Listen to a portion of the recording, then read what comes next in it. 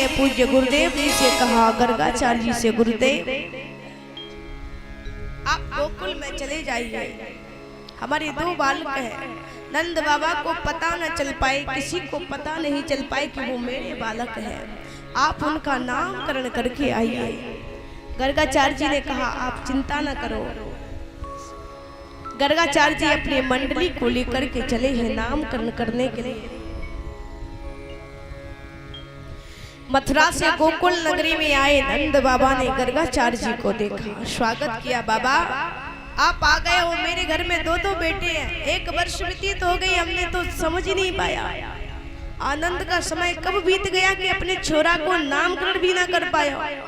बाबा मेरे छोरन को नामकरण कर दो।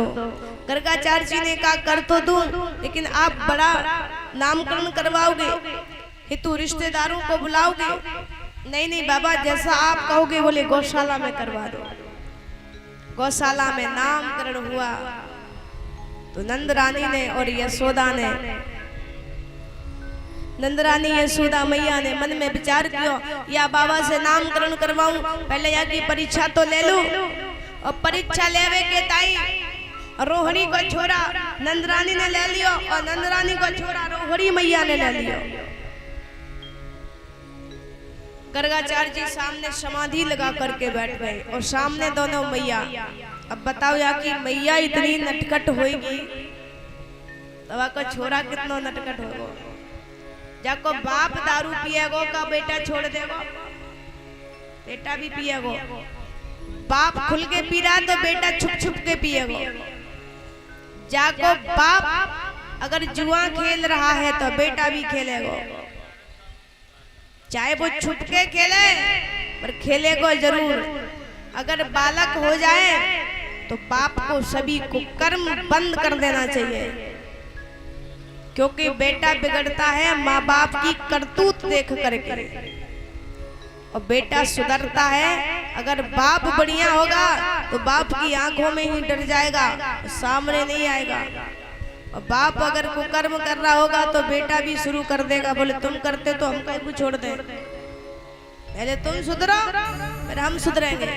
तो नौबत ना आए उससे पहले ही सुधर जाओ। तो जाके मैया इतनी नटखट है तो वाको लाला कितना नटखट होएगा। गर्गाचार्य जी समाधि लगाए बैठे। समाधि 2 प्रकार की होती है, एक ध्यान समाधि होती है जो नेत्र बंद करके ध्यान किया जाता है, और एक त्राटक समाधि होती है जो आंख खुली रह जाती है और सोच में पड़ जाते हैं ठाकुर जी के चरणों में ध्यान। तो भगवान ये गर्गाचार्य जी त्राटक समाधि लगा गए, आंख खुली की खुली रह गई, मुंह खुला का खुला रह गया। नंद रानी ने कहा, बाबा, अब बाबा बोल ही नहीं रहे। अरे बाबा नहीं बोल रहे, आगे हाथ घुमाया, बोले बाबा नहीं बोल रहे। नंद रानी ने कहा, बाबा अगर मरना ही था तो भाई मथुरा में मर जाते, या गोकुल में कहीं को आए। और जोर से धक्का लगाया और पैर पकड़ लिए, बोले बाबा। और गर्गाचार्य जी चौंक पड़े, कहा भैया बाबा मैंने समझी आप पधार गए, अब जो बड़ा बालक होता है उसका नामकरण करिए। गर्गाचार्य जी ने नेत्र बंद करके देखा, वारे प्रभु तुम्हारी मैया मेरी परीक्षा ले रही है। लेकिन फिर भी गर्गाचार्य जी ने बड़ा सुंदर बात कही है, मैया अहम हीरो हरि पुत्रो रामानम सुहृदो गुणे आख्यास्तते रामैति बलाधिक्याद बलं विदो। मैया जो तुम्हारी गोद में है वो तुम्हारा लाला नहीं है, वह रोहिणी मैया को लाला है। और जैसे ही रोहिणी मैया को नाम लियो सो यशोदा मैया ने हीरा की जड़ी भई अंगूठी उतारी, ले बाबा तू पक्का ज्योतिषी है। हमने सोची तू ढोंगी बाबा होएगा, पर तू तो पक्का ज्योतिषी बाबा है। मैया ये रोहिणी का पुत्र है, लेकिन बल की अधिकता के कारण इनका नाम बलराम होगा। एक गर्भ से दूसरे गर्भ में आया है, इसलिए इसका नाम संकर्षण होगा। कुछ लोग इसको बलदाऊ कहेंगे, हलधर इनका नाम होगा, दाऊ दयाल इनका नाम होगा, कई नाम हो गए। हलमूसल रखने के कारण हलधर नाम होगा। अब नंबर आयो छोटे वाले छोरा का। सनवर्णा स्त्रियों हास्य ग्रहोदयुगं तनु शुक्लो रक्तस्थता पीत इदानी कृष्णता गतः। मैया पहले ये शुक्ल वर्ण का था, फिर इनका रक्त वर्ण हुआ, फिर इनका पीत वर्ण हुआ, और अब इनका कृष्ण वर्ण है। मैया पहले कभी ये वसुदेव का पुत्र रहा था। अब लोग कर लो बात, पहले नामकरण पिता के नाम से ही हुआ करते थे। ये पहले वसुदेव का पुत्र रहा हुआ होगा, अब इनका नाम वासुदेव है, इसलिए इनका नाम वासुदेव है। पर गर्गाचार्य जी ने ये नहीं कहा कि ये वसुदेव का बेटा है, ये बोला कि पहले कभी ये वसुदेव का बेटा रहा था, इसलिए इनका नाम वासुदेव है। और मैया ये तो साक्षात ब्रह्म है, तो साक्षात ब्रह्म को नाम सुनो तो भगवान गोदी में खेल रहे थे, सीधे हो गए और गर्गाचार्य जी को आंख दिखाने लगे। गर्गाचार्य जी ने कहा क्यों प्रभु? अच्छा, कुछ दो प्रेमी होते हैं, वो आंखों ही आंखों में आपस में बात कर लेते हैं। तो गर्गाचार्य जी ने कहा प्रभु हमने कोई गलत कह दिया? अब दोनों की आंखों ही आंखों में बात हो रही है। भगवान ने कहा गलत नहीं कहा क्या? बोले क्यों? आपने कहा साक्षात ब्रह्म। गर्गाचार्य जी ने कहा तो आप ब्रह्म नहीं हो क्या? अरे गुरुजी, आप नामकरण करने आए हो, यहाँ ब्रह्म बताने नहीं, नामकरण कीजिए। बोले बताइए प्रभु हमने कोई गलत कह दिया?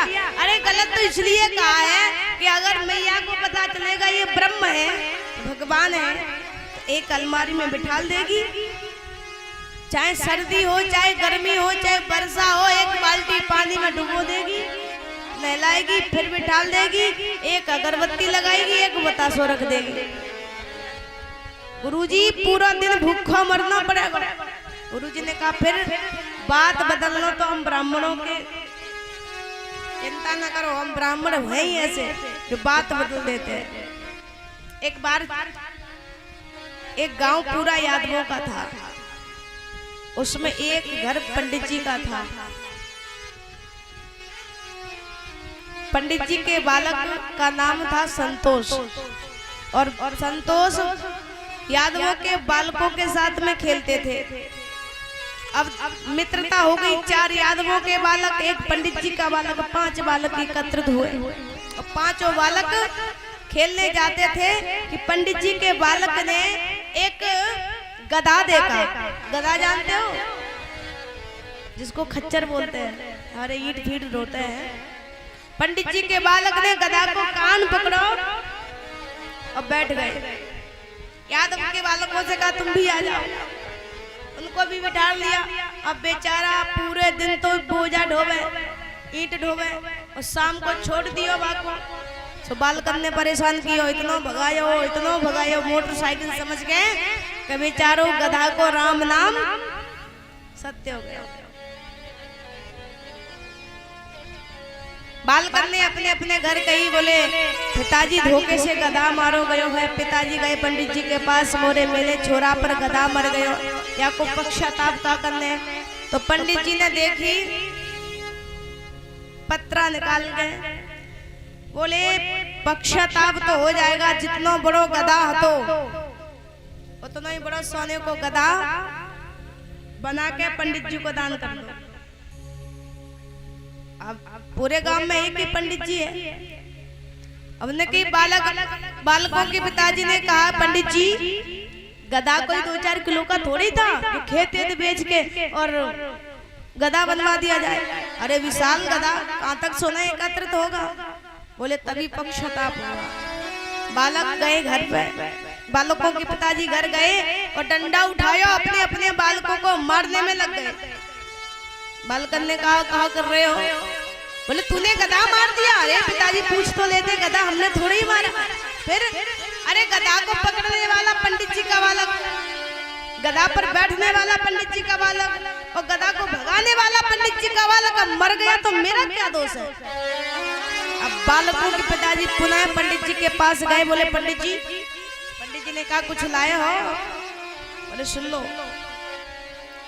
आप कह रहे थे कि सोने का गधा बना के दान कर दो पंडित जी को, तो सुन लो, गधा पर सबसे पहले बैठने वाला तुम्हारा बालक संतोष, गधा को भगाने वाला तुम्हारा बालक संतोष और गधा को मारने वाला तुम्हारा बालक संतोष। पंडित जी ने कहा पत्रा देखी थी, देख रामायण में तो देख लूं है का, पर रामायण खोली लिखा तो नहीं था, उसमें लिखा था कुछ नहीं, पर पंडित जी ने कह दिया 4 अहीर और 1 संतोषा, गधा मरण को पाप ना दोषा। कोई पाप दोष नहीं है, जहाँ ब्राह्मण होते हैं या संतोष होता है वहाँ कोई पाप दोष लगता ही नहीं है। महाराज बात बदलना तो ब्राह्मणों का काम है, आप बिल्कुल भी चिंता मत करो। भगवान ने कहा गर्गाचार्य जी चिंता वाली बात तो है, आपने ब्रह्म बता दिया।